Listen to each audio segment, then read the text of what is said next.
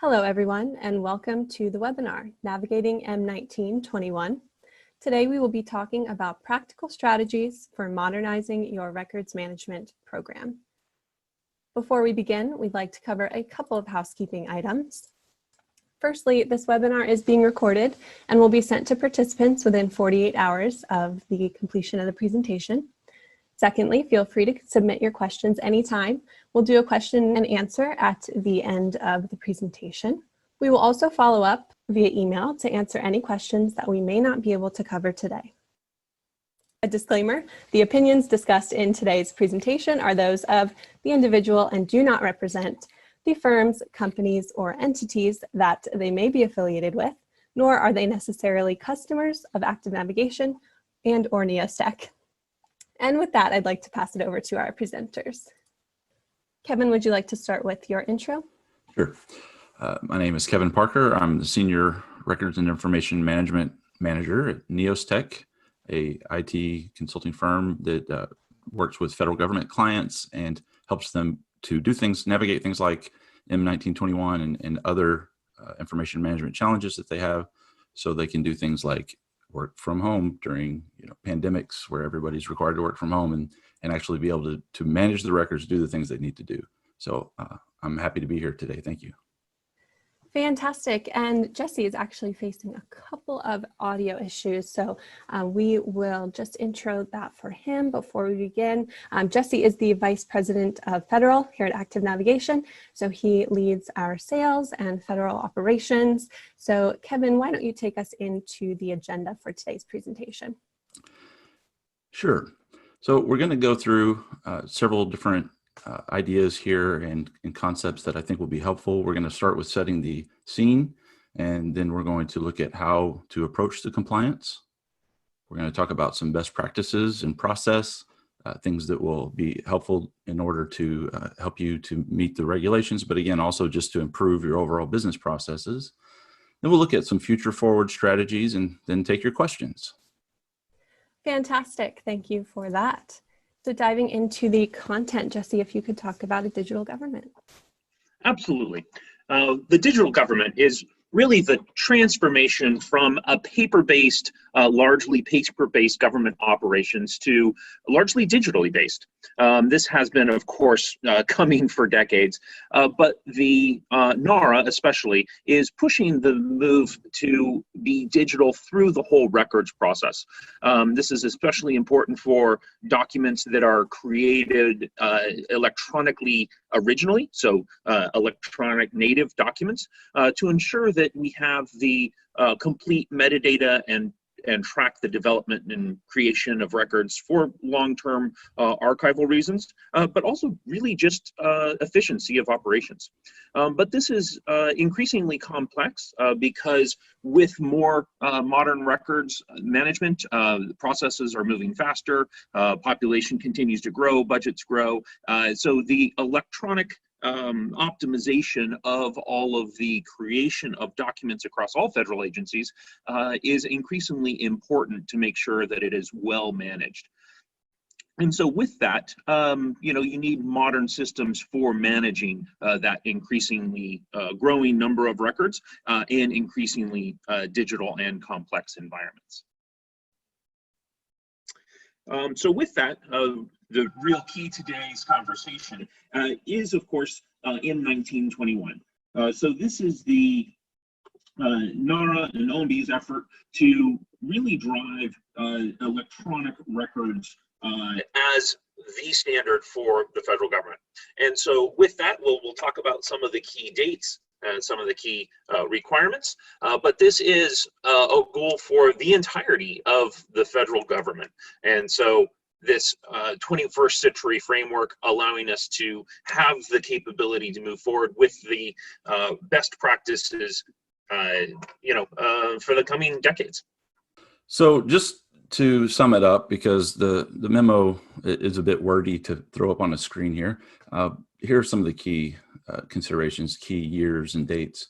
So already we've passed 2019, of course, for the federal government agencies to manage all permanent electronic records in an electronic format. Now, those unfamiliar with how a lot of records management's been done in federal agencies may look at that and be kind of puzzled.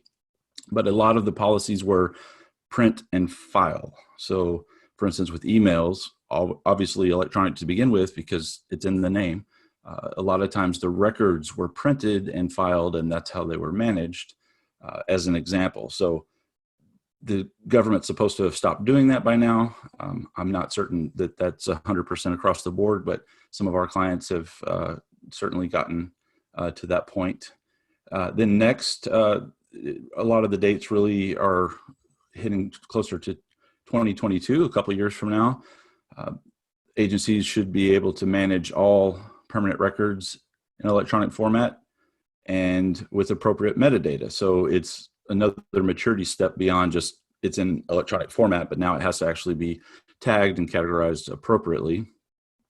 And then they should be able to manage all temporary records in an electronic format or store them in commercial records storage facilities by 2022. What that means is all records that would not go to NARA because they're not permanent still have to be managed electronically, and the federal government doesn't want agencies to be operating their own record storage facilities anymore. So this is something that they're going to have to work with. Then we have, of course, the last one here, maintain robust records management programs that comply with the Federal Records Act and other regulations. It is critical that agencies are able to get to this point of maturity in their records management programs so that they are able not just, again, to meet mandates, but to actually do the work that they're there to do for the country and for the other supporting agencies. And to lay out a couple of these very specific dates, you'll notice that December 31st, 2019, as we mentioned, that was that's in the past now, but managing all electronic files electronically, that is already in place, and especially things that go to NARA, essential. And then a couple of upcoming dates. September and December of this year, we will have final regulations and guidance from NARA, both on the electronic record keeping standards as well as the positions for the people who work with those records. And then December 31st, 2022 is probably the most important deadline. This is the point at which NARA is going to stop accepting permanent records in paper form when they were originally in electronic form. So there will be some exceptions for documents that for archival reasons needed to be on paper with wet signatures. So of course there will still be some paper in the environment, but at that point, to the fullest extent possible, records should be in electronic format. And in fact, agencies will need to have private archival facilities for things that are still in paper. So that December 31st and January 1st deadline is very important for all of the federal agencies to be as electronic as possible, with anything that's not electronic very clearly defined exception for legal reasons typically. And then there's the catch, is these projects take time.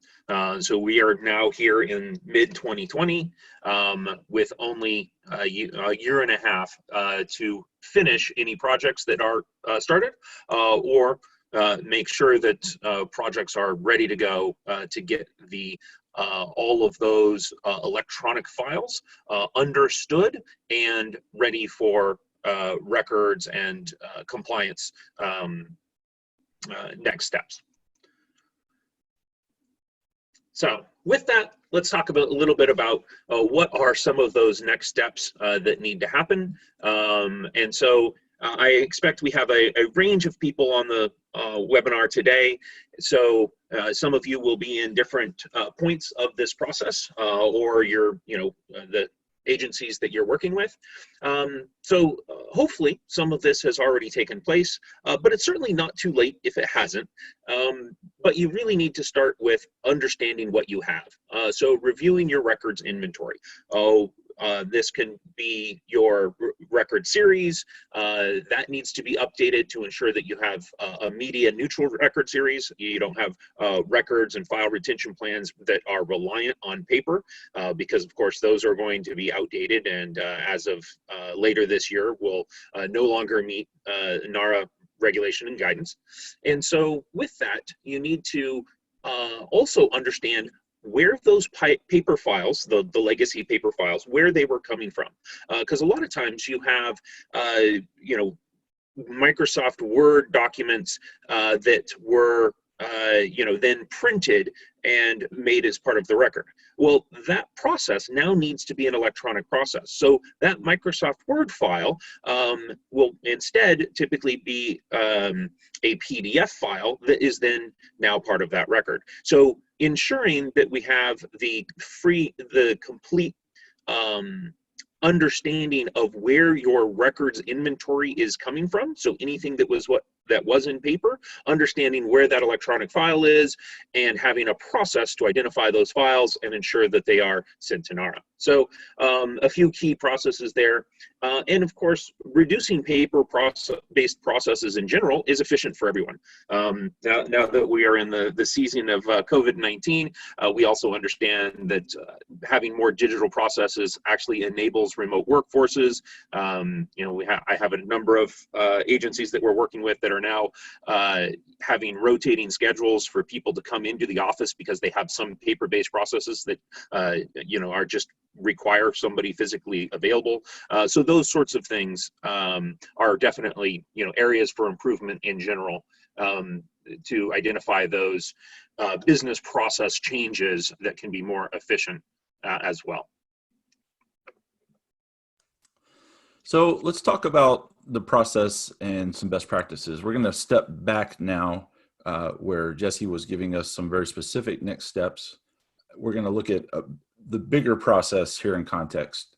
So one of the first things you should do, and whether it's just for trying to comply with M-19-21 or in general because you're trying to do the best work you can for the sake of the business processes and everything, you know, digital transformation, which is really a lot of what you got to start with an a maturity assessment. The inventory is what Jesse mentioned, and that comes later in the process. But you conduct this records and information management maturity assessment. Now, NARA has provided a really good maturity model that can be used. It was based on an older, as in a few years older, DHS model, and it was simplified so that it can be used across any agencies. And that's what we typically use, particularly with federal customers. And it allows you to actually rate different areas of your program for strengths and weaknesses, all the way down to the technology level and up to the management and strategic level, so that you can identify really what are the specific things that you need to be working on in order to actually get your program improved and mature. There's no sense in working on everything at once. When some areas are stronger than others, you focus on the gaps, the weaker areas. So that maturity assessment is really helpful. What's also good about it is you can go back and do it again after you've done one of these initiatives and see how you've improved. Now, it helps if you have the same people making the assessments, and you can look and see, okay, now we were at a level 2 maturity, we're up to a level 3, that sort of thing. From there, you take what you find out as your gaps in the assessment, and you develop a strategic blueprint and roadmap. Now, this is not as complicated maybe as it sounds, but it is something that takes quite a bit of expertise and time at the very beginning. Just by time, I don't mean, you know, months, but, you know, several days to weeks often to really get the strategic blueprint and roadmap down. What that is a picture of where your program needs to be in order to meet your strategic goals.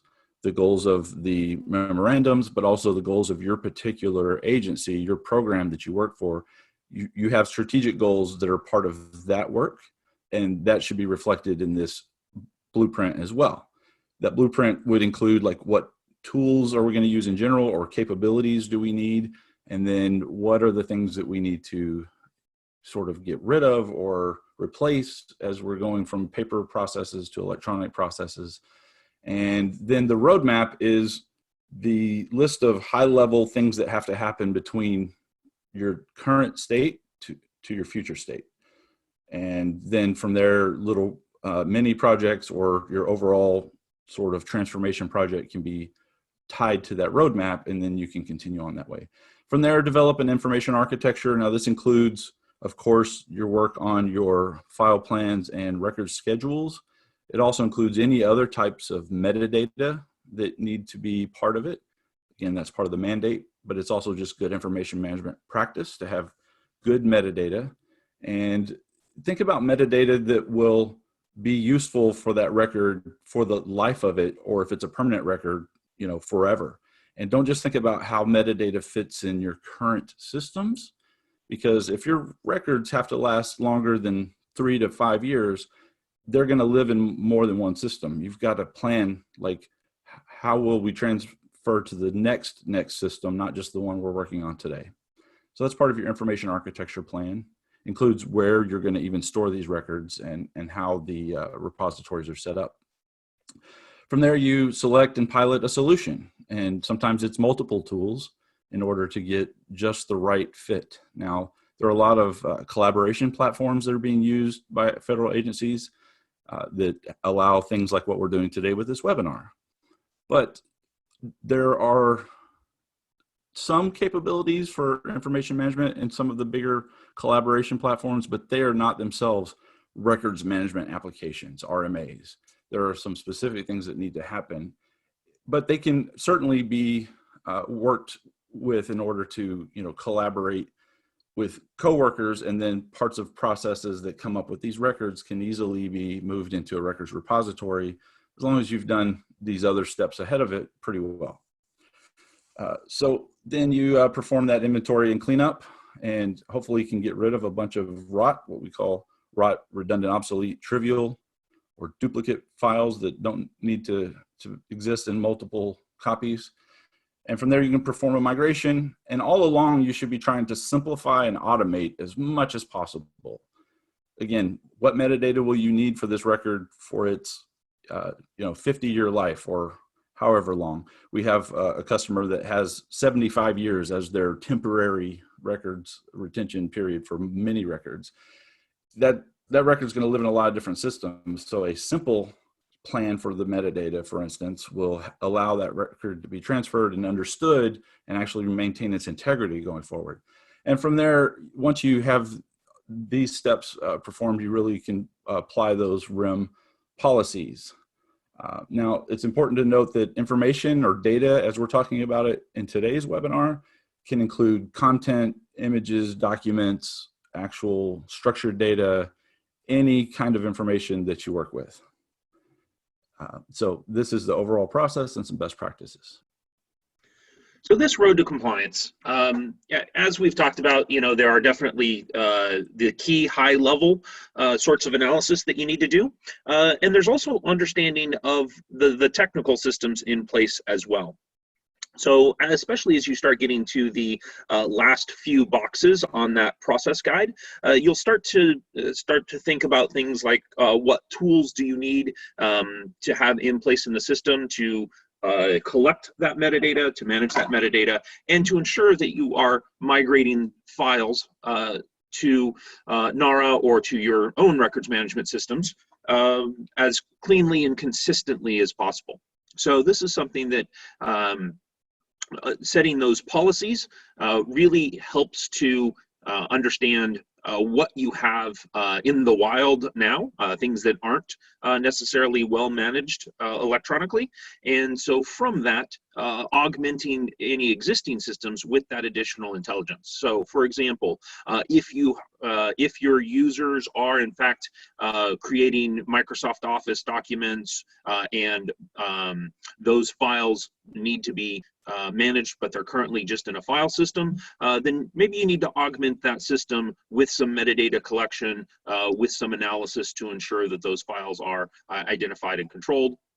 And similarly, if you have legacy enterprise content management systems or SharePoint sites where they are currently being used but weren't necessarily set up and configured to be a records or a metadata management system, then augmenting those systems is certainly an easy path to compliance, or at least easier.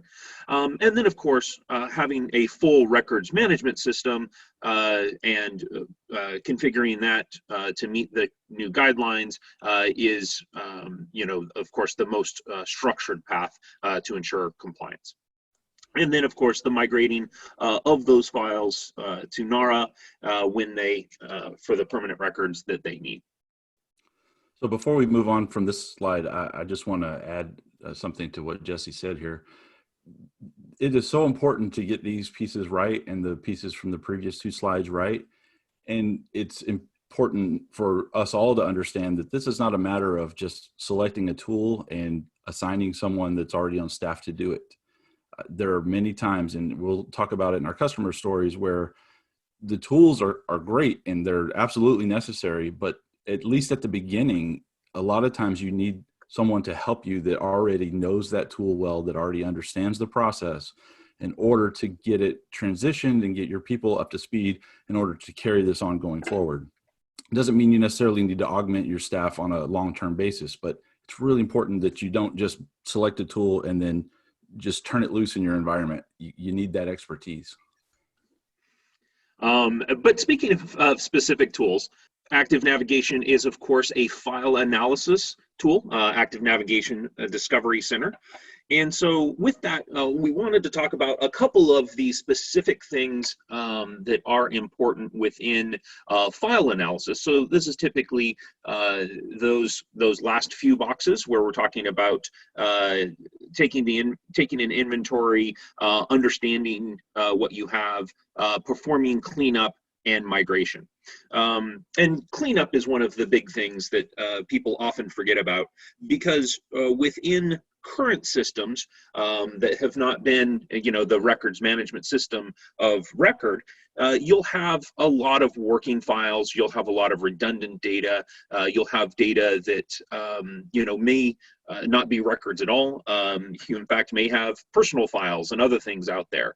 And so that data cleansing, being able to look across all of your file shares, SharePoint sites, all of those places where electronic files have been created and are being natively stored, and understand what's out there and start cleaning some of that up. Because as you start looking at electronic records or native electronic files being the record moving forward, you can't rely on somebody printing the file and putting it into the file cabinet as being your official record, right? So that cleanup of existing file systems to ensure that you have all of the files that need to be part of the permanent record or your temporary records, and have them well sorted out is a critical step of this process, and highly critical between now and 2022. So with that, he mentioned Rauch, so that's redundant, obsolete, and trivial data, duplicate data where you have the same file in multiple places. That sort of thing is, makes records migration that much harder. So getting that stuff cleaned up helps everything else down the road. Then, of course, the data modeling. This is really driven by your policies and that Kevin was talking about, and then the metadata tagging. So even if you don't have a full records management system in place, getting those files tagged with metadata is still critical. And then the migration, getting those files moved into a structured records management system, or migration to cloud-based solutions is very popular these days, so you can have a less burden to your IT staff, or the eventual migration to NARA for some of those files. And then, of course, the ongoing maintenance of those electronic files is, of course, now going to be part and parcel of business operations for any agencies. So with that, let's jump into a couple of real world examples. Kevin? So we've had a Department of Defense customer that had many terabytes of records and other files that needed to be cleaned up, needed to be analyzed and sorted and really understood. And there are roles there, of course, records liaison officers that had to collaborate so that they could ensure that each of their groups managed their records accordingly, that they were all following the same process, that they were using the tool. And one of the big challenges of this, with all the other challenges, is the fact that this took place over a 6-week window during this telework mandate because of the pandemic. So they had to coordinate schedules, and I think sometimes the network was so clogged that they actually had to schedule early mornings and late evenings in order to make sure that everybody could get the bandwidth they needed. So the solution, we had piloted Active Navigation's Discovery Center solution, and there were several features that were assessed during the pilot. We used discovery, cleansing, remediation, analysis, and the categorization and governance pieces, and we're able to discover quite a few things that helped them out. There were over 1 million files scanned during the pilot, and almost 300,000 files were identified as rot or duplicates that could be removed and were removed. That's about a 25% reduction in the total number of files. And this ended up with an 11% reduction in the total file size, which meant all that storage space was now reclaimed and they no longer had to worry about it. It was defensible disposition as they got rid of those files. So they have, even beyond this cleanup effort, there's a lot more analysis that has been done so that they can actually take even further actions going forward. And overall, this was a very successful pilot. We had a Department of Homeland Security customer that also had many terabytes of records, and some had been scanned to PDF, others were created and managed digitally, and some are still continuing to be scanned. So they have records in multiple shares and SharePoint libraries and other repositories. That was a challenge. And there's an initiative to actually migrate them to a new longer term REM or RMA solution for the records. And it is important to identify what needs to migrate versus what can be dispositioned ahead of time. So again, this customer also piloted Active Navigation's Discovery Center solution, and we scanned files in specific locations just as part of the pilot. And as we ran the reports, we identified the rot, that's redundant, obsolete, trivial again, sensitive information, and several exact file duplicates. Now, about 50% of those files were exact duplicates or otherwise trivial that were not records. They happen to be in these repositories or file shares, but even things like program files, like software installation files or images that were not part of the records, those could be dispositioned. And it happened to be about a 50% total file size as well that could be cleaned. And when we're moving from on-prem solutions into the cloud where you pay by the gigabyte, being able to reduce something 20, 30, 50% in size makes a massive actual savings over time. So that was very helpful. And now, they have less to migrate, less to manage, and we're going to carry that pilot throughout other business processes within that same customer. Yeah, and a quick note on these, we're being generic about the agency names, but these are, of course, all referenceable customers. So, if you are in the Department of Homeland Security and you want to talk to the other organizations to, hear about the projects that we've had and how they got from point A to point B, we are absolutely happy to have those conversations. And to that, we also have another civilian agency. They were actually pushing for the December 31st deadline to get all of their electronic records managed electronically. So used, again, this was an Active Navigation customer, of course. and used just our out-of-the-box rules to identify obsolete files, and then, of course, use some of those same rules to identify personally identifiable information. So that's another key thing. They wanted to ensure that they were managing PII well, meaning not having PII on open file systems and things like that. So some great out-of-the-box work very quickly. And then we also did some custom rules to match their specific file and records plans to ensure that they had all of the metadata and all of their electronic files properly tagged and identified for NARA disposition. So just some, it's nice to actually think about how customers get from point A to point B, get through the process, not just what tools they use, of course, but, the policies and processes have to match, where you need to be at the end of the day. So a few good examples there.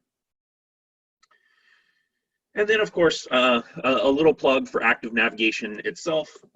So Active Navigation Discovery Center. Discovery Center is our product. We have been doing this for many years across many both U.S. federal as well as commercial and other countries as well. I like that we have the Royal Navy. They're actually one of our larger customers out of the UK. In fact, with our software installed on ships, because those records go around the world in some organizations. But of course, across the Department of Defense, the Marine Corps is one of our known customers, so we can put their name out there.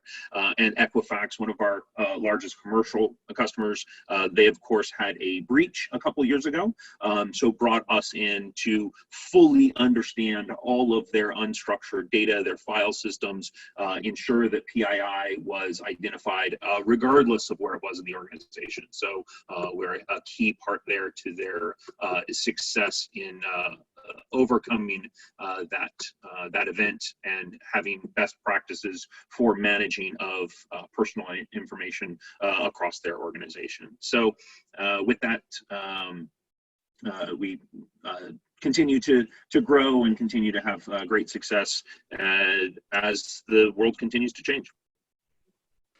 Yeah, so NEOSTEK is an IT services company. We've been doing business for over 10 years now, providing records management and technology services to different U.S. federal agencies and also some commercial. We have a number of certified industry experts like certified information professionals and certified on certain platforms with decades of experience in digitization, software integration, and records and information management program development. We also provide training. We provided training this past fall to NARA's permanent records capture team, and we were able to do that for other agencies as well to help them understand what NARA does and what NARA requires. We also will do product analysis and recommendations, roadmaps, and implementations. We've won several different industry awards, and if you'd like to know more about that, of course, you could check out our website, and we're just happy to be helping the government do better with their information. Next. And with that, we will open it up for questions. I know we've had a lot of great questions in the chat here. So we'll start with one that asks about the use of Microsoft Teams in organizations. So I saw a couple of different questions pop up in the chat about Teams. Now, it's important to understand that Teams uses a SharePoint Online for if you're doing Teams Online for the back end. And so that means that your files that are stored there are all in a SharePoint document library, and even other things like your chat and other bits of information, different tabs that you can have there. The back end of that is, of course, within that SharePoint site in different lists and libraries. Now, there are other things that can be brought into Teams and tabs that are outside entities or outside SaaS products. So those are going to be managed in their places, and so your mileage may vary depending on what thing that you have integrated with Teams. But Teams itself would be SharePoint, and I'm going to let Jesse talk about how SharePoint libraries are handled here. Yeah, and the files within those SharePoint libraries, no problem.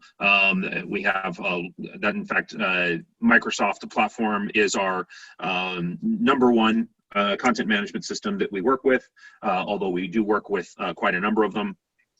So yeah, no problem with the files. But yeah, as Kevin was implying, there are some other data types that active navigation doesn't have easy access to.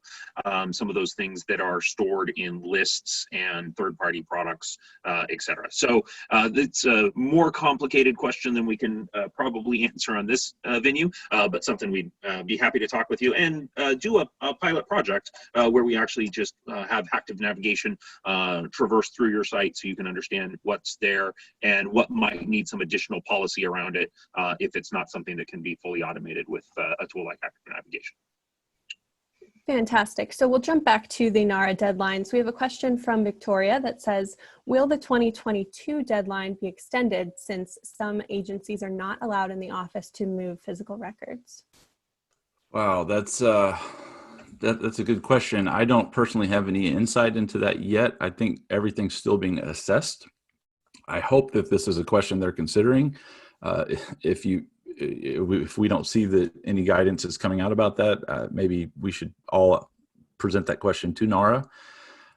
But given that it's still a couple of years out, I mean, unless we continue to do this for this rest of this year and into next year, although it probably will happen in waves from what I'm told, I don't foresee the deadline being pushed out, but that also will just mean once we're all back in the office, it's going to be even more crucial that we get very focused and do these things much sooner than later.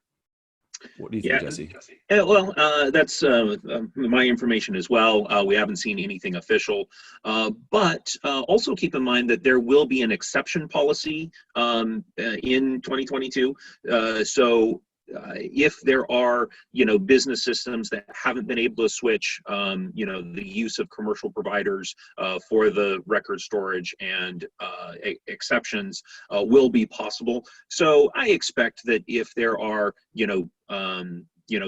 huge fallout from the current remote work environment, that at a minimum they'll be a little more flexible with some of those exceptions. So I wouldn't be too fearful of that just yet.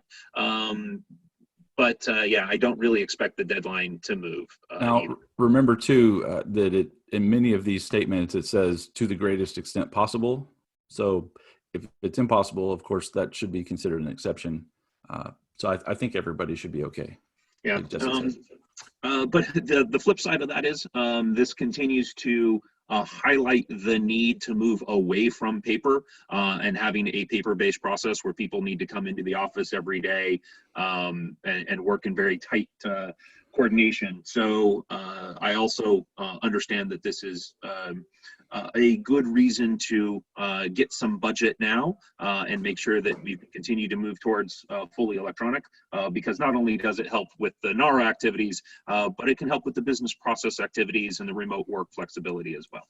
Oh, that's a really good point. And I just want to tie into that and say it's so important to not let this crisis pass, as we say here in Washington, let no good crisis go to waste. Now that we're all kind of feeling the crunch from having to work from home, if there are pain points in your processes, and I'm certain that everybody on this call has something that is more painful now than it was, or even impossible than it was when in the office, this is the time to go and ask for budget to fix it and work with your IT folks. Don't let them do it alone, and you shouldn't do it alone. You should be coming together with IT and with legal and with other groups to ensure that you actually tackle this and get this on the radar of your leadership as a strategic change initiative. So very important. So we have a couple questions around metadata. So one from Richard says, when will NARA produce metadata guidelines and how can we receive the guidelines? Yeah, I think the guidelines for permanent records, temporary records, they've already released some guidelines, and I think the full set of permanent records guidelines should be later this year. And with that, most organizations will also likely need to update their own records schedules as well, just to ensure that they are, up to date with, current electronic requirements as well. Yeah, and if you follow the blog, the Records Express blog, they tend to put information out on that or other parts of the website when things are updated, when there's new guidance. There's just so much on the NARA site. I know they're trying themselves to update it all the time, and sometimes things get out of date, or maybe they're maybe redundant depending on how you get in. If it comes from a Google search or something, you may end up hitting older information, but they're cleaning that up as they go, and they do a pretty good job on the like I'm looking right now, even under their federal records management section of the site, you've got like the records management regulations, policy and guidance. And then so for accessioning records to NARA, for instance, for permanent records, they already have metadata guidelines. I don't expect that they're going to change drastically from that after my conversations with the permanent records team. So probably you're very close to being compliant already if you go and look at the guidelines that they already have there. And the second question we have around metadata is, have you had issues with metadata changing when moving records from SharePoint or Teams to SharePoint Online? I would say it depends on how it was set up in the first place. Of course, sites can transfer as long as they're modern sites in SharePoint. If you have one of the very old types of sites from SharePoint 2007 or 2010 days, that is going to have to probably be restructured before you move it up. And so like all the columns and things that you have, those things can be rebuilt in SharePoint Online for the most part. It's another thing if you've got, file shares of data, or it depends on also how you transfer. If you decide, well, we're going to move it to a file share and then move it up, you're going to lose all of that metadata in the columns. So you really need to take care that the metadata transfers up as well. Now, that just means you've got some cleanup to do probably, but also some information architecture work. Jesse? Yeah, and this also highlights the need to use a tool designed for records and compliance, because of course active navigation manages that during the process to ensure your metadata on files transfers without change, where if you use just a bulk loading program or something off the shelf, it may not have been built with an eye towards records retention and things like timestamp retention. So definitely something that needs to be thought of before you just do a bulk migration, especially if you're using things like creation date as part of your retention policy. Absolutely. And so we have time for about one more question. So we'll finish with this question from John. Can you speak to how active navigation and NEOSTEK can help with FOIA requests and legal holds or freeze requests? Jesse, you want to take that one first and then I'll follow up? Sure. So of course, FOIA requests, legal hold requests, it's a pretty straightforward proposition. And of course, the devil's in the details, right? So active navigation is primarily used with respect to identifying documents that may be responsive to a FOIA request, and then identifying those across large numbers of systems and file shares and things like that. But you still have the underlying FOIA process around redaction and the actual production of the FOIA response, which active navigation doesn't do anything with. So it kind of depends on how many FOIA responses you're working with, and how does it justify actually getting or setting up a system specifically for those FOIA responses, or is something, is it something that you're just going to handle through a personnel process? So yes, active navigation helps, especially on larger and more complicated environments, but it doesn't solve the entire process. We're typically used in conjunction with a FOIA response tool specifically, or on the legal hold side, potentially even moving responsive documents into a into a content management system, or locking them down in place, depending on what kind of legal hold and what kind of content you're working with. So again, a little more complicated than we could probably address in this forum, but we can certainly help with those issues and a range of other issues, including we have some customers that are on the Department of Defense side, where being able to do releasing of information and the across classified information and declassification of that becomes even more complicated. So a lot of fun stuff to talk about and work on, but we should probably make that a one-on-one conversation.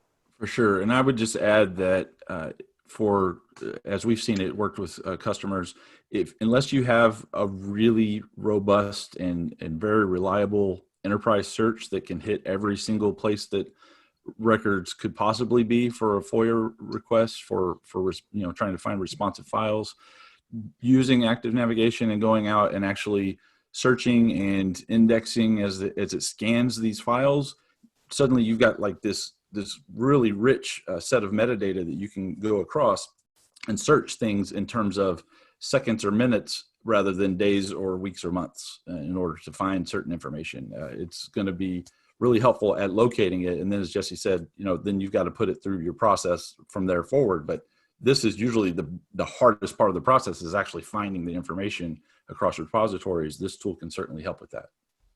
Yeah, and that's another, that is a key point, is how much volume of data that you need to potentially cull through for that FOIA response or that legal hold. Because if you're just talking, megabytes or gigabytes, then, it's relatively straightforward to do a full text index and just or use an e-discovery tool to identify those things. But as soon as you start talking about, terabytes and terabytes of data, an e-discovery system becomes as big as the rest of your data. So it becomes unmanageable at that scale. Then that's really where active navigation is the most useful for FOIA and legal hold, is when you have many gigabytes, terabytes, and even petabytes of information that you want to cull through, because that's where we really specialize. Fantastic. Well, thank you, Kevin and Jesse, so much for all of your insights and your expertise. And thank you, of course, for tuning in. If we weren't able to get to your question, we'll be sure to follow up. And as mentioned, we will follow up with the slides and the recording of the webinar itself. Thank you so much for joining, and we hope you enjoy the rest of your day.